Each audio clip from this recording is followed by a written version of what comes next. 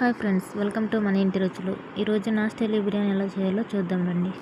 ఫస్ట్గా తీసుకోవాల్సినవి బిర్యానీ సామాన్లు అండి. చూపిస్తున్నాను కదా, ఒకటిగా తీసుకున్నాను నేను. నెక్స్ట్ స్టవ్ మీద వెడల్పాటి గిన్నె పెట్టుకుందాం. అందులో నేను ఫస్ట్ గీ వేసుకుంటున్నానండి, నెయ్యి వేసుకుంటున్నాను. ఫస్ట్ నెయ్యి వేసుకున్నాక ఆ తర్వాత ఆయిల్ అనేది యాడ్ చేసుకుంటాం.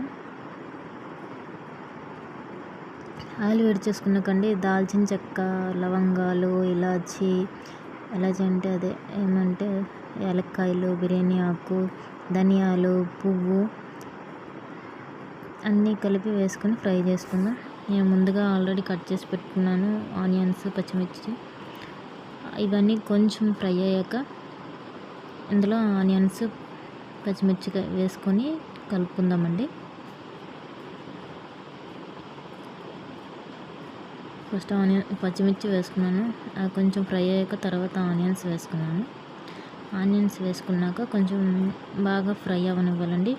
బిర్యానీకి ఏమంటే ఆనియన్స్ అనేది బ్రౌనిష్గా వస్తే చాలా బాగుంటుంది. కలర్ కూడాను బాగా చేంజ్ అవుతుంది. రెండు ఆల్రెడీ ఫ్రై అవుతున్నాయి.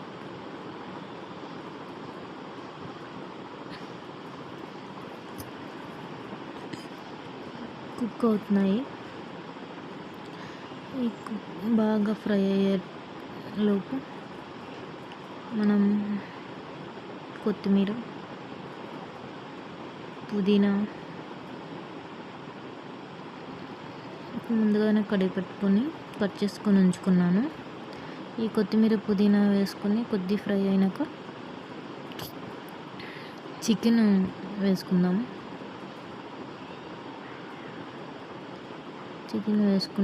చికెన్ వేసుకొని బాగా కలుపుకుంటున్నానండి.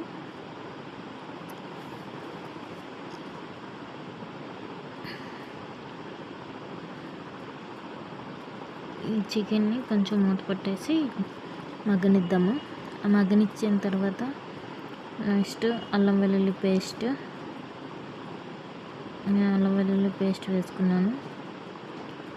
ఒక 2 స్పూన్స్. నెక్స్ట్ ఉప్పు, రాక్ సాల్ట్ వేసుకున్నానండి. దీంట్లోనే కొంచెం కారం, పసుపు వేసుకొని కలుపుకుందాం.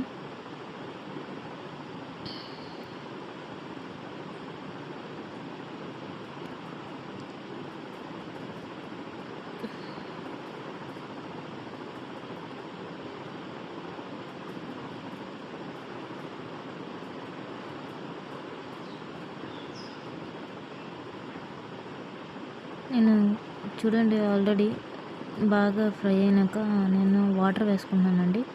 3 గ్లాసెస్ రైస్కి 6 గ్లాస్ వాటర్ వేసుకుంటున్నాను. ఇందులోనే చికెన్ మసాలా కాదు, బిర్యానీ మసాలా, ధనియాల పొడి, కొంచెం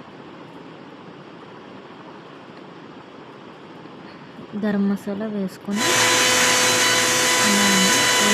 కొద్దిగా వాటర్ అనేది బాయిల్ అయ్యాక రైస్ అనేది రైస్ నానబెట్టుకుంటే వాటర్ అనేది 1 గ్లాస్ రైస్కి 1.5 వాటర్ వేసుకోవాలి. చూడండి ఫ్రెండ్స్, ఫైనల్గా బిర్యానీ అయితే రెడీ అయిపోయింది. మీకు కనుక నా వీడియో నచ్చినట్టయితే షేర్ చేయండి, లైక్ చేయండి, కామెంట్ చేయండి, సబ్స్క్రైబ్ చేయడం మర్చిపోకండి. Thank you so much.